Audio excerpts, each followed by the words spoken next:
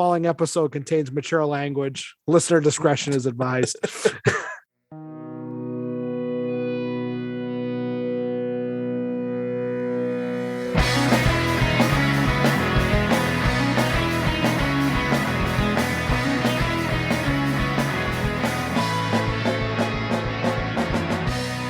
Computer, show the historical documents. Hello and welcome to the Collector's Corner, a supplementary edition of the Divine Treasury. My name is Mike Bovia, and as you know, on the Collector's Corner, we get to know the people behind the things we like to collect.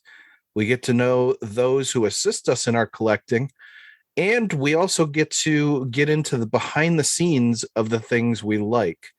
So we have talked to licensees, manufacturers, we've talked to authors, and we're going to add another name to that list today.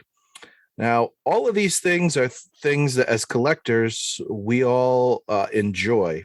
And if there's one thing that all of us nerds collect, it's information. We all fill our heads with storylines and canon from our favorite TV shows, and then we sit around sipping Tranya, asking each other obscure trivia.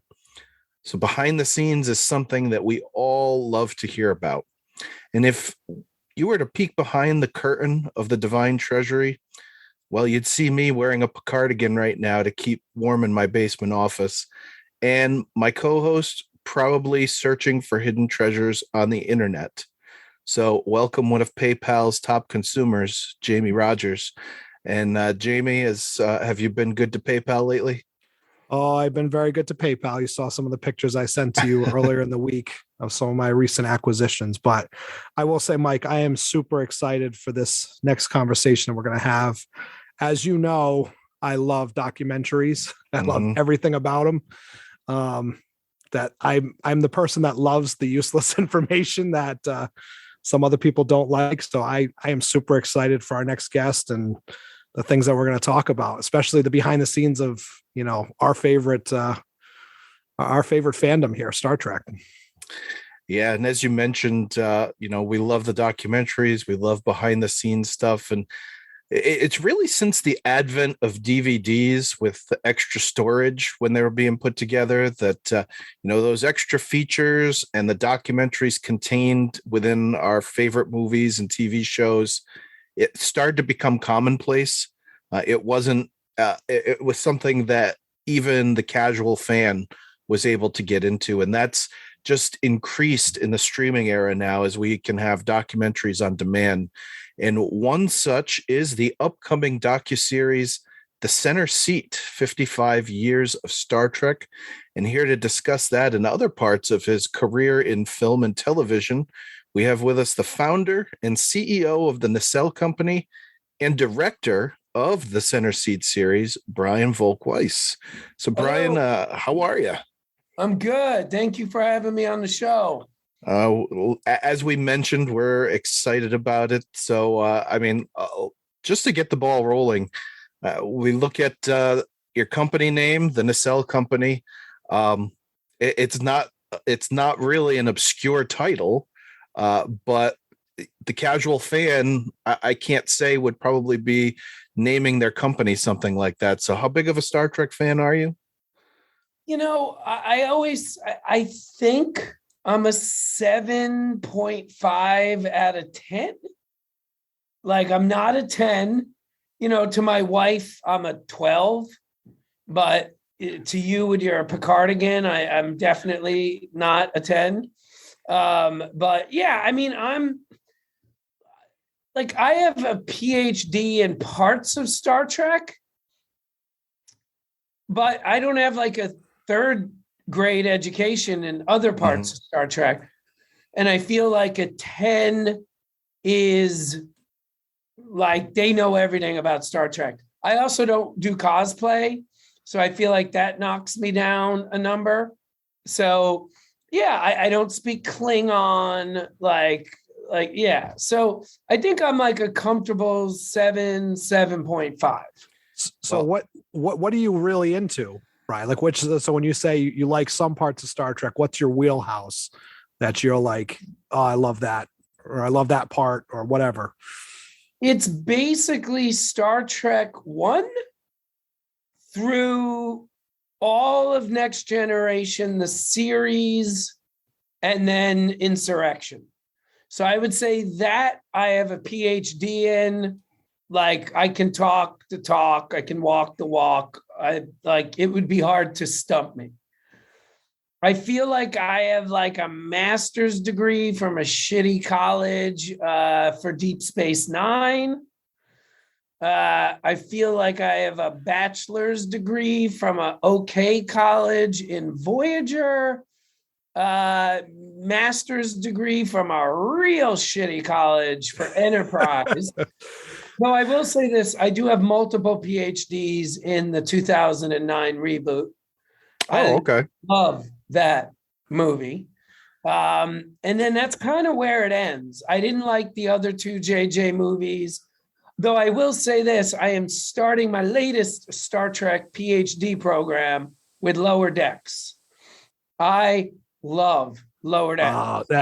I feel like you're talking to me specifically because, like, I'm the same. I love all the movies. Like, I love the original movies, and I love Next Generation. Like, I can tell you every episode, every day, everything. You know, I've seen everything else, but I'm not as fluent in them as, you know, like Mike is very good with some of the other series. Like I said, I've seen them all. I'm a completist, but not like Next Gen. I know Next Gen so well. It's like, yeah, I'm only good because I have, like you mentioned, Jamie, I've got that recall for stuff that I really don't need in my head.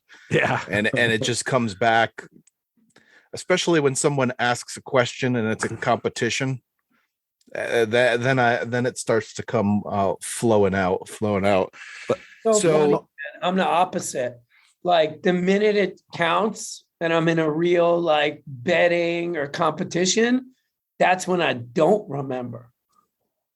But so lower Decks is absolutely incredible. I mean, yeah, it is. I mean, we've talked about it extensively. Love that. It's just the concept, the execution. It's just, it hits it on all fronts. Yeah, but in my mind, you know, I agree with you 100%, but I would also say, like, it's Star Trek. Yeah. Like, I know this is such a broad base way to put it, but like, to me, Star Trek to a certain degree needs like a riddle of the week. And like, Deep Space Nine did the best they could. Voyager, I think, yeah, whatever. Enterprise started with it, lost it, got it back. And then that's my biggest problem with Discovery and Picard is there's like no mysteries. There's no riddles. It's a book instead of chapters. It's chapters each week instead of a crisis and a solution by the end. Yep. Yeah. Well, even with Voyager too, like, you know, I've said this numerous times. I felt like they developed the story so well the first like 40 minutes, and then they were rushing like the last like 3 or 4 to like come up with some sort of resolution to, you know, to solve the problem all the time. To your point, like I said, Deep Space Nine, so it really invented serialization, you know, with the concept in that show. And by the way, I mean, Deep Space Nine, in my opinion, just like Next Generation, by the way, was, I mean, almost unwatchable the first 2 years. Oh my goodness. Yeah. But once the Dominion War starts, it's some of the best Trek ever. Oh yeah, absolutely. Yeah. So you mentioned bachelor's degrees, master's degrees, PhDs. So I'm gonna put you on the spot here. Is it an associate's from a community college that you have in animated series? Well, it's funny. Not that there's anything wrong with a community college. Of course. Because if you had asked me that before the center seat was greenlit, I would have said, like, I haven't even been to nursery school. Thanks to the center seat, I think I now have like a high school degree from a good high school, like a great high school. But I didn't know anything about it until the show was greenlit. Yeah, I was chatting with one of your guests the other day for the animated series, Aaron Harvey. He was like, you might see somebody that you know when you get to the animated series episode. I said, oh, you don't say, considering you literally wrote the book on it, Aaron. That's right. Oh, man. So, one thing I did notice, Brian, too, is you've got a tremendous history in the comedian comedy genre as well. Can you kind of talk about that, some of your history with that, how you got into that, and some of your great experiences doing the comedy scene? Yeah, it's funny. I was at PowerCon, I guess, a month ago, and this guy came up to me and was like, hey, I love your work. And, really, really nice guy, saying all this nice stuff. And then he goes, and I think he was serious. Like, I don't even think he was kidding, but he literally said to me, he's like, dude, do you know there's another guy out there with the same name as you, and all he does is stand-up comedy specials? Like, and the reason for that kind of, and by the way, that's not the first time that's happened. The reason for it is my career and the company's path, for lack of a better expression, can really be broken into two parts, like a BC and an AD. For us, the dividing line is the Toys That Made Us. So after the Toys That Made Us came out, everything changed. So the center seat is directly related to Toys That Made Us. But Toys That Made Us only got greenlit less than 5 years ago. So you might be wondering, well, what have you been doing for the 19 years before Toys That Made Us? Or 17 years. I'm bad at math. And the answer is we're kind of a stand-up comedy production company. Like, it's not all we did. We usually had one or two other series in production every year, sometimes zero. But we were really well known for stand-up comedy, which is part of the reason it actually took 7 years to sell the Toys That Made Us, because producers and directors, but producers too, we get typecast just like actors. So whenever I was trying to sell Toys That Made Us, people would be like, why the fuck is the guy with the stand-up comedy selling a show about toys? So yeah, I mean, we produced our 200th special this year in May. And I always assume there's some company in India that I'm not aware of. So I always say North America, but at least in North America, we are the biggest producer of stand-up comedy that exists. And if I'm wrong about India, then it's the world. That's awesome. So, I mean, that's an awesome beginning to the company. And I mean, as I was looking through stuff, I mean, you started off as a talent manager for the comedians and then got into the producing of the specials, right? That's right. That's exactly right. When you're a manager of comedians, between 0 and 3 times a year, one of your clients sells a special to, at the time, Comedy Central or Showtime or HBO. And, we always had equipment. So we would make the specials ourselves. And then one day I got a call from an agent asking me if I would produce a special for a non-client client.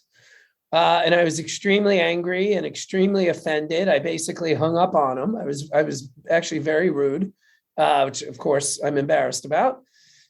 And then the next day I'm in the shower and it suddenly occurred to me, my job is to make money as long as it's legal. Who gives a fuck whose client it is? So I called him back. I apologized. And luckily he accepted my apology. And that changed the course of my career. Because less than 6 months later, 90% of our specials were for non-clients, which says a lot about our management business, by the way. I mean, it looks like you almost kind of invented how to do it, right? No, I mean, absolutely not. I really don't think so. No, I know so. And I appreciate the compliment. And I don't mean to shoot it down so aggressively, but I hate when people take credit for shit they didn't do. And I'm very mindful not to be like that.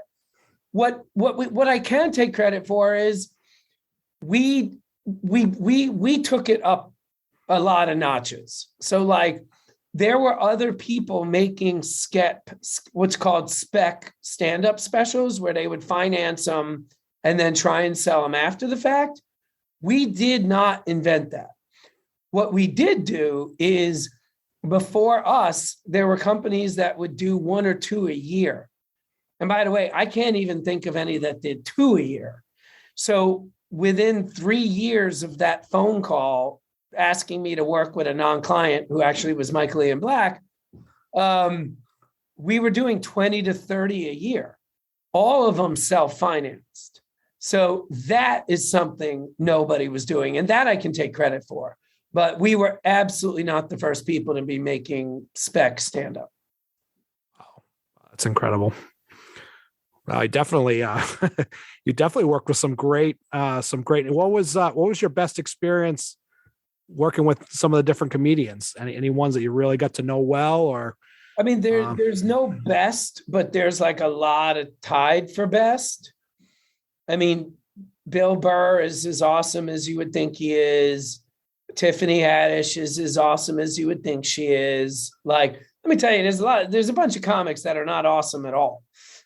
So I just want to be fully transparent. I'm scared to ask about any specific ones because I don't want to dash my image you'll of them. read in the book. I probably will not write, but that information is at least 20 years away. But yeah, but again, most of them are some degree of cool. And the other thing that I have to say they all have in common, any comedian that's making a living telling jokes on stage and they don't have a second job is some degree of a genius. So you cannot do that for a living and not be a genius. So that is something they all have in common. Nice 100% agree. No, I 100% agree. Like I look at, and hopefully you had a good experience with it, but like Jim Gaffigan, I think, that guy can constantly put out new material. Yearly. It's incredible. We just shot his new Netflix special 2 weeks ago. It's our 7th special in a row with him. Wow. I have known him, and he was a client at our company when I first got here. So I've known Jim 21 years. It still blows my mind, like as though I've only been doing this for a week. 2 weeks ago, we're sitting there in Minneapolis in the dressing room, shooting the shit, talking about his family, talking about my family, and it's all good. And then one of us goes and sits behind a bunch of TV screens, and the other one goes in front of 8,000 people and makes them laugh like an orchestra conductor. Like it still blows my mind that I'm like, I was just sitting there talking about our kids, and without even missing a beat, you can go up in front of 8,000 people and make them laugh. Yeah. Incredible talent. So let's transition a little bit from the comedy side of things. You mentioned that the business kind of split directions once the Toys That Made Us became a thing. So what was the thought process behind starting the Toys That Made Us? I know you said it took like 7 years for it to really get off the ground and greenlit. Well, the thought process was, from my point of view, it was pretty simple. Like I had become very good at finding out what the market wanted, developing it and selling it to them and making money to keep the lights on and build my company. But I wasn't really passionate about any of the shows we were making, if I'm being fully transparent. So I just wanted to do something I was excited about. And I'm a big toy collector. Ironically, with what you guys do in your podcast, I'm not at home. But if I was at home, I would be in a room with about 2,800 toys. And I just always loved toys. So we developed the show. It never made sense to me that it hadn't been done before. And by the grace of God, directly connected, by the way, to the stand-up comedy, because we had been in business with Netflix on the stand-up stuff starting in 2009. And I don't know anyone in business with them that early. It was just very lucky that somebody I knew at Netflix from the stand-up side was transitioned into the unscripted side. And the reason why that's important is he had been to my house and seen my toy collection. And because of that, I was able to get around the problem of why is the guy who makes stand-up specials trying to sell a show about toys? That's awesome. So obviously it took 7 years to get it going. What were some of your high points of making the show, and what were some of the pitfalls and the challenges throughout those 7 years of getting it going? To be completely honest with you, the only pitfall and challenge was trying to sell it. Once it's sold, it was heaven. There were no bad days. There were no bad moments. We got access to everything, and everybody. I guess if I'm to be honest, now that I think about it, I guess the only negative thing was we couldn't get the WWE on board, so they wouldn't work with us. So, we did the best we could, and I think we made a good episode, but it would have been better.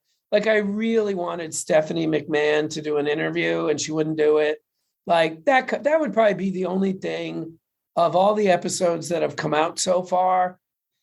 Everything was perfect and heaven other than the wrestling episode. Oh man, that's too bad. Yeah. And I know Jamie and I think we've probably both watched all of the episodes, even if it wasn't stuff that we collected as kids, just because, it's for people our age, it's now nostalgic to look back on the stuff that was even around when you were a kid. But I know myself personally, I referenced the episodes quite a few times when we were putting the outline of this show together, as to how we wanted to go about when we have collectors come on, interviewing them about stuff, not just saying, what do you have in your collection? Because, someone like you got 2,800 pieces of toys. What are we, how do you focus on something special there? But I thought that the way that each episode has been put together is just like, what's the term? Chef's kiss. Well, on behalf of the whole team, I appreciate what you're saying. Thank you. In a big I'm also going to sue you for stealing our show. So we didn't plagiarize. That's for sure. That is why I'm here today, by the way. Yeah. But no, you're very kind to say. Yeah, it's something too that I love with doing this show, and I felt like you guys did hit the nail on the head with the Toys That Made Us. Is you made it very personal, like some of the stories behind people getting some of their items, and that piece.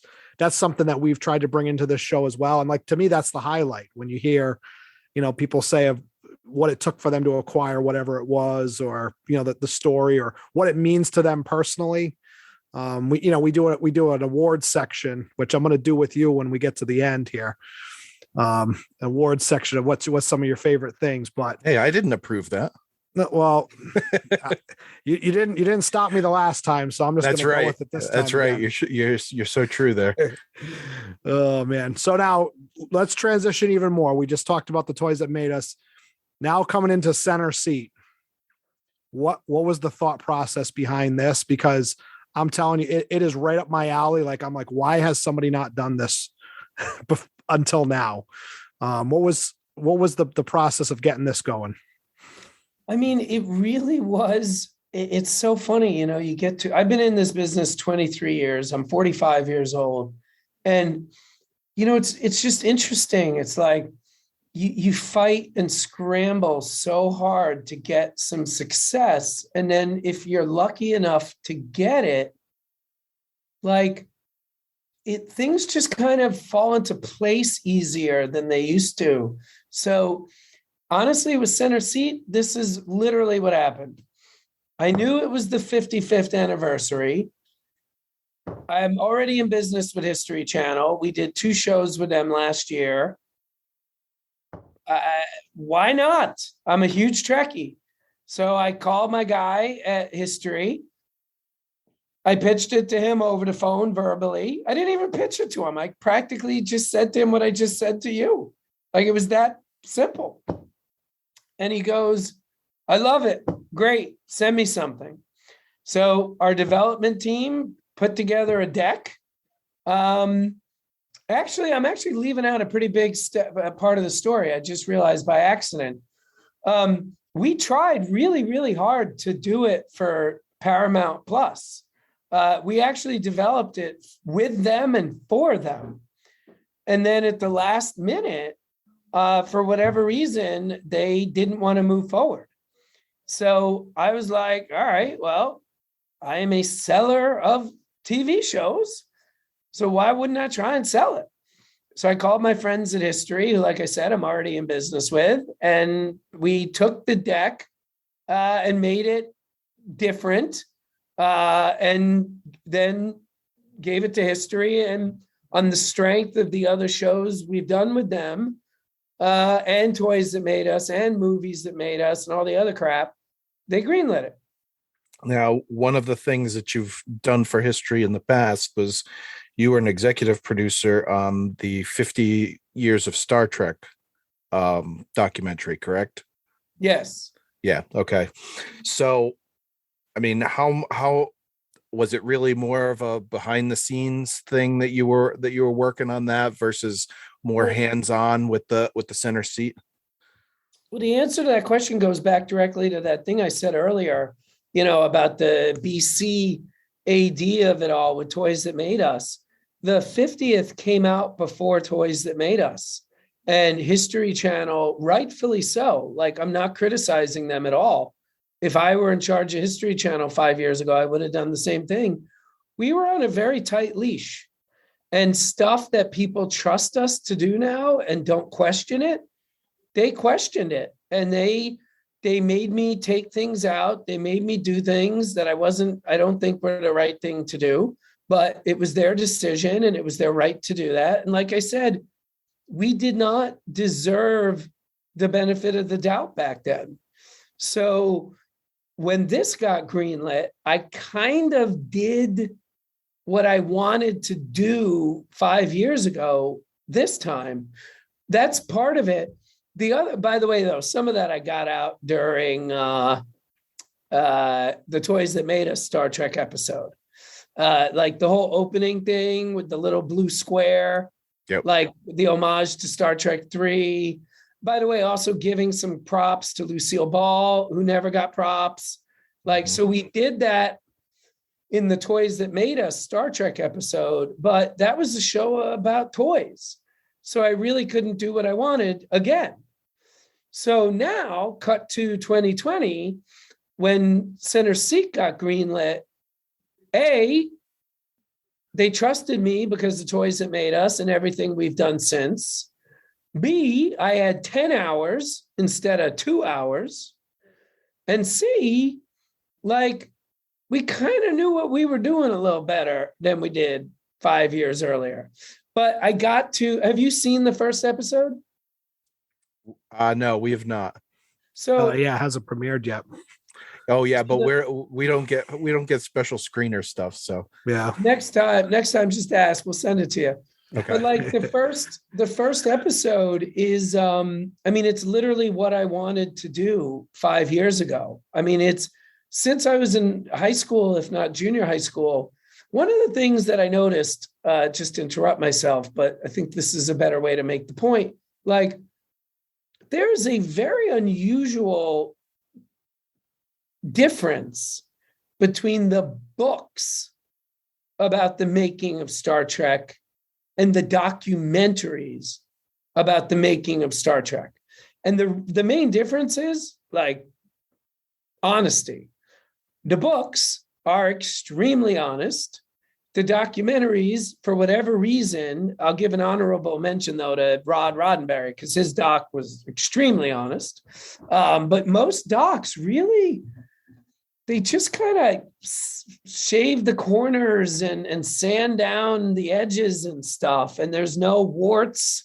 So we really tried very hard to do, it's not a show only about the warts, furthest thing from it, but we really show the whole story the way the books do. And the reason I brought this up is, in the books, it's extremely clear that without Lucille Ball, there's no Star Trek. most documentaries either don't mention her at all, or they just mention like, oh, she was running Desilu. Right. And then it goes back to Gene. But if Gene is the father of Star Trek, and I believe him to be that personally, Lucille is absolutely the mother of Star Trek. Mm-hmm. There's a saying I heard a long time ago: creativity without implementation is negligence. And Gene was the creativity, and Lucille was the implementation. So Gene wouldn't have worked for free. William Shatner wouldn't have worked for free. That's the set for sure. wouldn't have been built for free. NBC's license fee didn't cover the budget, didn't come close to covering the budget. Lucille Ball is the one who paid for the second pilot, the majority of it. So the first episode is called Lucy Loves Star Trek. That's awesome. And so I'm just using that as a microcosm, but it allowed us to tell the story I wanted to tell, for better or worse. I mean, people may hate it. I tell you, that's so great that you did that. I mean, and you bring up so many good points too, like the 50-year missions of books that I absolutely love. And, I like too that they talk a lot about Gene L. Kuhn. I don't think Gene L. Kuhn gets a lot of enough credit sometimes for some of the things that he did. Everybody, like you said, always points to Gene Roddenberry, but some of these other people like Lucy and, they helped make the show, they wouldn't have existed without them, for sure. Mm-hmm. Yeah, absolutely. So I guess I'm a little behind in stuff here then. So the first episode is Lucy Loves Trek. So is it a chronological telling of chronological narrative rather? Yes. It basically starts with Gene and Lucille turning on the lights, and it ends with Rick Berman turning off the lights. Okay. Literally, like the last scene of episode 10 is Berman talking about turning off the lights in the soundstage. Oh, that's awesome. Awesome. So you don't cover any of the new series at all. It's pretty much right at the end of the Berman era. As of now, that's correct. But we are in production now on more episodes. So, there will be more episodes. But as it relates to 2021, it stops at the cancellation of Enterprise. Oh, that's awesome. Look for it around the 60th anniversary. Yeah. Probably sooner though. Bite your tongue, man. Bite your tongue. Yeah. So I'm done. This is it. So what's the process in putting together like a documentary of this scope? I mean, you're pulling stuff from previous shows. You've got SD versus HD footage now, which wasn't something that people had to contend with in the past. You're trying to line up interviews. I'm sorry to interrupt, but I always love saying this. We still don't deal with that fucking thing. No one gives a shit. Like, as you said earlier, we're all collectors. What we care about is information. No one gives a fuck if we show a clip of Kirk stealing the Enterprise from Star Trek 3, which we're all used to watching on YouTube on our shitty phones. No one gives a shit if it's SD or HD. What they care about is if we're lucky enough to get an interview with Kirstie Alley, do we get the gossip out of her as to why she's not in Star Trek 3? Oh, that's awesome. That's our show. So if somebody's out there looking for an HD remaster of something, that's not us. And that's cool if you're into it, but that's not us. But it's just something that we keep hearing time and time again, especially in Star Trek. I don't care. And I literally sit there. And by the way, I love that Deep Space Nine documentary. And I really only had one complaint with it. They spent too much time on the fucking HD bullshit. Like, I fucking get it. Let's get some more scoop. Tell me more. Like, how? What's some more dirt? Like what? Like, when Barry starts exactly on the couch. Exactly. Like, yep. This is why I watch a documentary. Like, I don't give a fuck if it's 12 pixels instead of 8 pixels. Like, who cares? Well, and I'll tell you something else too. It made it very distracting in that they had some pieces that were HD and some were SD, and they were flopping back and forth on it. It's like one or the other. it got a little distracting. I like the doc. I like it a lot. Yeah. I mean, I'd say it's like an A minus. Like, it's a fantastic doc. But I just find this obsession now with the HD. I saw the trailer for the Voyager thing, and I don't know if you saw it, but at the end of the trailer, they're like, "And great news, we're doing it again. Yep. We're getting the H." I'm like, who cares? Get the information. Like, make me cry, make me laugh. I don't need to see the Gemhard R and fucking 8K. I want to know why Jennifer Lien got canned. I want to know what happened with Kate. By the way, we and answered Jerry that. Ryan. We answered Awesome. that. We answered that. Awesome. Here's what I want to know. How did they get the fucking milk shit up the straw to the Gemhard R? Like, that's what I want to know. Like, oh man. Yeah. Dude, you're like, you speak to my heart. It's unbelievable. It's really, really unbelievable. And I'll tell you, I watched that trailer. I've watched the trailer multiple times, and I'm like, I am super excited because, like, I saw the Kirstie Alley on there, and I can't wait to see some of the things. So I know you don't want to divulge. No, can I tell you my favorite thing from the Kirstie Alley interview? Go for it. It's my favorite interview of the whole thing, just in terms of like mind being blown. Literally at one point, she's like, "Brian, you didn't find it a little weird? I'm in an elevator in a bathrobe." I'm like, I never thought of that before. She's like, "In all your other billions of Star Trek fans and viewing shit, you ever seen anyone else walking around in a bathrobe?" I'm like, "Kirstie, I've seen that movie hundreds of times. It never occurred to me. Yeah, why the fuck are you wearing a bathrobe?" That's awesome. I'll leave it at that. I do want to leave some scoop for the show, but it was that kind of stuff that I knew to ask because I am a Trekkie. I like it. It. That is awesome. Well, so my question was going to be, I know you don't want to give too much information, but was she your best interview, you think, of the whole thing? Or what was your favorite, I don't want to say moment, but favorite thing you got to do making this documentary? She was our best interview as it relates to what I like to call scoop, because a lot of the people you interview for stuff like this, people that have been talking about it for decades, I call it Teddy Ruck spinning. They just tell the same stories over and over and over again. Some people do that because they don't remember anything else. Some people do that because they don't want to talk about anything confidential. So it's very hard to get somebody to get out of that Teddy Ruxpin mode, A. B, it is very hard, especially with actors, to get them to talk shit about problems they had while working. Because they're always worried, rightfully so, that they're never going to work again. Yep. So what was great about Kirstie's interview was she didn't give a fuck. Like, she answered everything with ruthless honesty. But then again, so did F. Murray Abraham. I mean, we're literally interviewing him not only about the biggest Star Trek bomb ever made, but it's also one of his rare bombs. Mm-hmm. Yep. He didn't give a fuck. He literally was like just answering everything so brutally honest.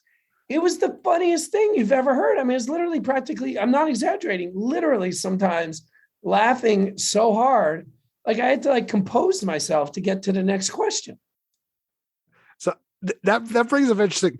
Did you get Malcolm McDowell? Because I know he's no, we tried. We didn't get him. Oh man, I bet you, because he would have a thing or two to say about his Star Trek experience, I'm sure. Oh man. So you're talking about these great interviews. Like, how easy / hard is it to get some of these people to come on and talk about, especially we're living in an age now where these guys go to conventions. Well, before COVID, they'd be going to conventions 4, 5, 6 times a year to make some cash. And they're telling these stories over and over again. Is it difficult to get them to come on for an interview and talk about some of this stuff and maybe get past the convention route? So it's never easy. You asked, is it easy or hard? It's never easy. It's always some degree of hard. And it's really interesting, man. We hire a casting director. They usually work for 6 to 8 weeks, and then they're gone. And then we're still trying to book interviews for literally another 6 months. And it's the most random of random. By the way, one thing I did do, it ended up working out pretty well, was asking Gates McFadden to be an executive producer, because she got us Kate Mulgrew. She got us Brett Spiner. She got us Berman. Without Gates, we wouldn't have had any of those, and other people too. So that was kind of one way I quote unquote cheated a little bit. But dude, it's so random. I'll give you a great example. It's not Star Trek, but in our Aliens episode of Movies That Made Us, a friend of mine's college roommate is Sigourney Weaver's godson. His father died while we were shooting the show. He goes back to the funeral. Sigourney's there because Sigourney was tight with her godson, obviously. He literally, at his own father's funeral, asks her to do Movies That Made Us. Not only did she say yes, she actually did the interview. That's crazy. But wait, it's not over. It gets crazier. So we do a 3-hour interview. Most of these celebs at that level start to tap out after an hour. She went for 3 hours. The interview's over. I did it over Zoom. We had a crew in New York, but I was in LA. We do it by Zoom. I say, thank you, Sigourney, appreciate it. She's like sitting there doing the cliche, taking off her microphone, while talking to me. And she was like, God, that was so great, Brian. You asked such great questions. I bet Gail Ann Hurd loved you. I go, I got to tell you, she won't do it. She goes, what? I go, yeah, she won't do it. She's in Montana because of COVID. Sigourney's like, well, can't you send a crew there like you did to me? I go, yeah, of course we can. She calls her in front of me while I'm on Zoom. And she's like, hey, why aren't you doing this show? So she literally browbeats Gail in front of me. I don't even know if Gail knows I was watching this on Zoom. Sigourney hangs up. And then she goes, who else don't you have that you want? And I'm like, the only other person, to be honest with you, there were 2 people. I'm not going to say who one of them was, but the other one was Carrie Henn, who played Newt. Yeah. She called Carrie Henn right there in front of me again. And because Carrie hasn't done any acting, right, since that role, like right? A school teacher. Yeah. She's like a normal person. Yeah. So she calls Carrie again in front of me and left a voicemail saying, hey, it's Sigourney. Hope you're good. You got to do Movies That Made Us. Brian is the best interviewer. Brian, what's your cell phone number? So I'm literally telling her through Zoom my cell phone number. And she says it to Carrie. And then I shit you not, 8-9 minutes later, guess who's calling me? That's awesome. Yeah. So that's a great story to show. But then that's a happy story. A sad story. We had Robert Zemeckis booked for Movies That Made Us. And because of COVID, we lost him. So sometimes it works, sometimes it doesn't. Yeah.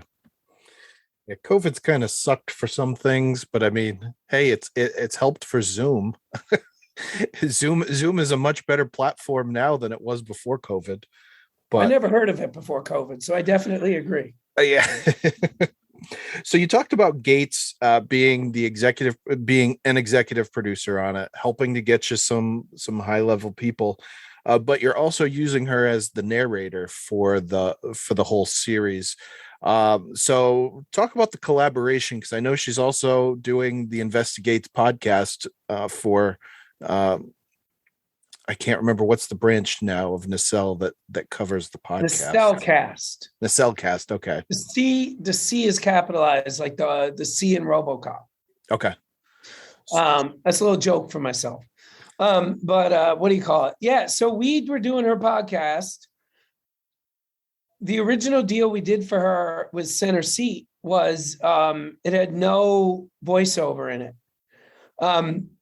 As a director, not only my least favorite thing to do as a director, but I would actually argue the only thing I do not like doing as a director is picking who does the voiceover, because nobody's always happy. People are always upset. It's amazing. So I just kept procrastinating, and I never procrastinate, but I kept procrastinating. And then finally it just hit me like, Gates would be great. She's got a great voice. She's beloved by the fans, and she's respected and knows what she's doing. So I called her up and she said, call my agent, but if you can work out a deal, yes, I'll absolutely do it. That works out great too, that you already had, that prior relationship. It works out well. Again, if you've looked at my comedy career, the kind of people I'm friends with. I'll get texts from some of those people. These are some of the most famous people in the world making 20, 30 million a movie.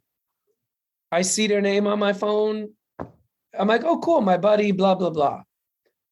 I see Gates's name come up. I'm like, I can't even believe this has happened. And I've been working with her for a year and a half, and it still hasn't gotten old. That's awesome. So I got to ask this question. Since we do a collectibles podcast and we're all about the physical media, is there going to be a physical media release of this show? Yeah. Of this documentary?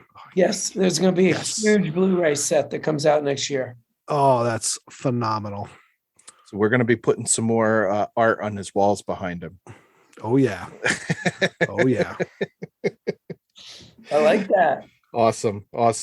So, so you said you've been working with Gates now for the last year and a half.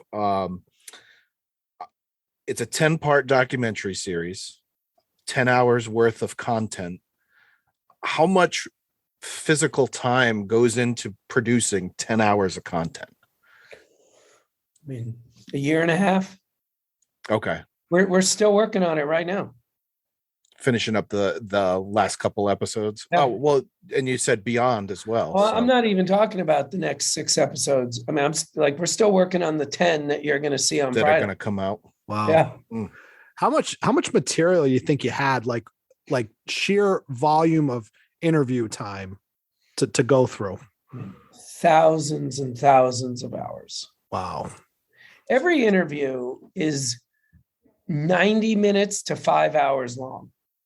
Oh my God. We interviewed conservatively 350 to 400 people. And then we shoot tons of B-roll. It's the kind of stuff I love, though. The last thing you want is you get a limited amount of time with somebody and you've got points that you want to hit. And instead of it being able to flow, you're like rushing through trying to hit those points, where instead, if you've got, like you said, up to 5 hours worth of time to chat with these people, it's more natural and they're going to open up more typically when you get that time. Well, that's a big part of the reason why I do that. When I interviewed Peter Laird for Toys That Made Us, it was 4 hours and 45 minutes into the interview when he said the thing that changed the entire episode, when he mentioned that he still had the rights to make new Turtles books. We recut the entire episode based on that one comment. We flew Eastman back to the East Coast, to Mirage for the first time. He hadn't been there in like 20 years. But I do want to say again, because he always gives me shit for this at conventions and it drives me insane. I am not taking credit for reintroducing them. That had happened 2 years earlier. I never took credit for that. I'm not taking credit for that. I am taking credit for getting them to make a new Turtles comic book for the first time in a long time.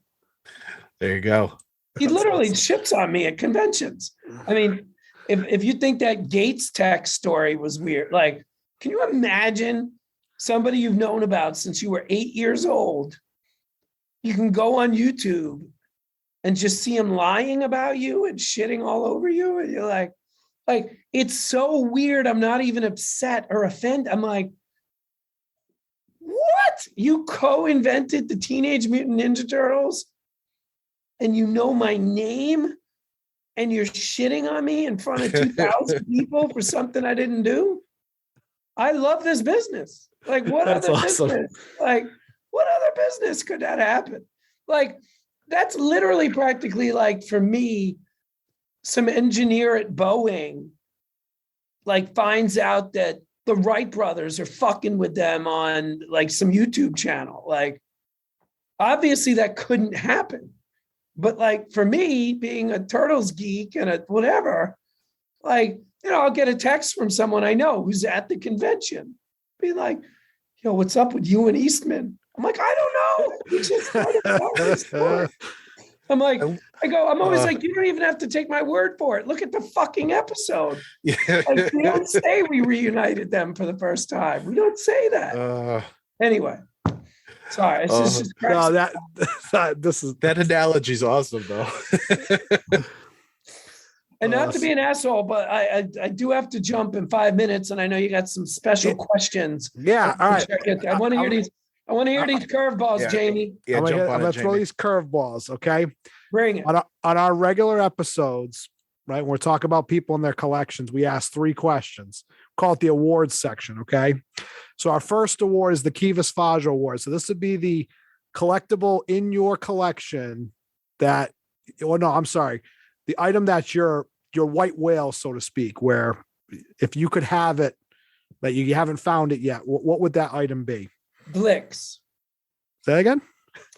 Blix is the most obscure Star Wars figure that actually. Oh, yeah. Yes. Yeah. Now I remember. Okay. So that's your white. Only sold in Brazil for about 6 days. Nice.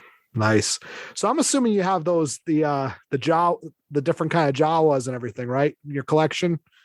I mean, I don't have the one with the plastic cape. I mean, partially because, it's expensive, but like the real reason is I don't want it. Like, I don't care, but I care about Blix. I want Blix very badly.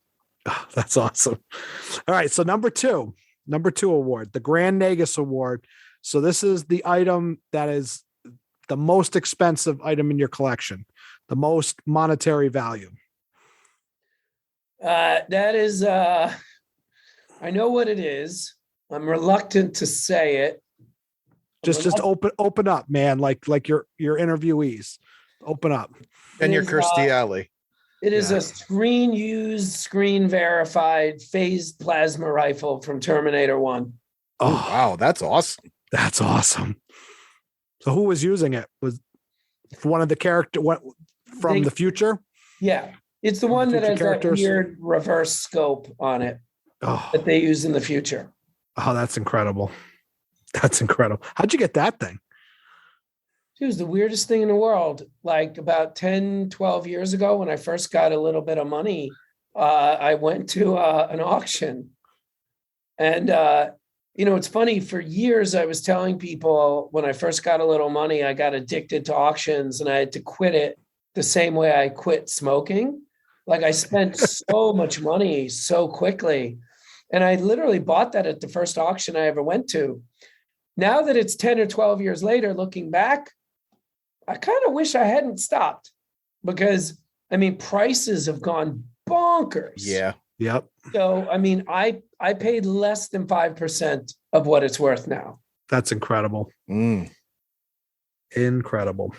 All right. So the last award, we call it the Resican Flute Award because you remember Captain Picard, he was grasping that flute that meant so much to him.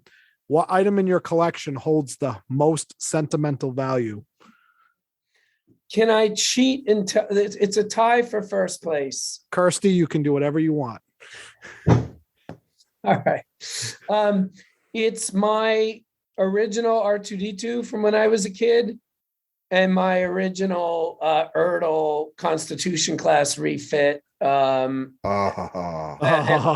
awesome. Yeah. I mean, the Enterprise, I hand painted the impulse drive, the running lights, the deflector dish. And by the way, here's the lucky thing about living in Rhode Island. You don't have to evacuate your house every year because of fires. Right. So Yeah. starting 3 years ago, and it's been 3 years in a row now, but 3 years ago, I had to evacuate my house for the first time. And for example, I did not even think to take the Terminator phase plasma rifle. But I had my R2-D2, which is worth, I believe, $4. And I had my Ertl Enterprise, which might be worth $2. So I can tell you from experience, what are the two things that are the most important to me in the collection? That's awesome. That's cool. Awesome. Well, The Center Seat will air on the History Channel beginning Friday, November 5th, and airing weekly throughout the month, with 5 additional episodes available on History Vault. Thank you, Brian, for joining us on this episode. Where can people see all of your other stuff that you've been putting together? I mean, it's all over. We have a lot of shows on Netflix, Amazon, Disney Plus. We do Behind the Attraction for Disney Plus, A Toy Store Near You on Amazon, Movies That Made Us on Netflix, and Down to Earth with Zac Efron. I'm just looking around my office at the posters. But yeah, we're all over the place. Cool. Well, Dude, we appreciate. This was so much fun. Same, yeah. So it was really great, guys. Thank you. Yeah, and I look so forward to every episode. I'm going to watch them eagerly, and can't wait for that Blu-ray box set to. That's what I was going to say. I'm looking forward to it coming out on Blu-ray. You better put some good deleted scenes on there. We will. Some good behind the scenes stuff. We absolutely. All right. Well, take care. I know you got other commitments to get to. So. Thank you, gentlemen. Stay warm out there this time of year. All right, thanks, man. Thanks. Take Bye. it easy. See ya. Is there a product or collecting service you'd like to hear featured on the Collector's Corner? Message us at divine_treasury on Twitter. Until next time, you've been listening to the Collector's Corner, part of the Divine Treasury on the Trek Geeks Podcast Network. The Divine Treasury, connecting through collecting.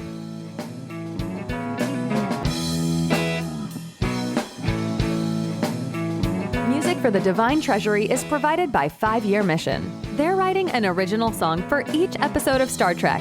Hear more of their music at 5yearmission.net. The Divine Treasury is a production of Coconut Media Works. Executive producers Bill Smith and Dan Davidson. For more great Star Trek discussion, discover the other shows of the Trek Geeks Podcast Network at trekgeeks.com or find us in Apple Podcasts, Spotify, or your favorite podcast app.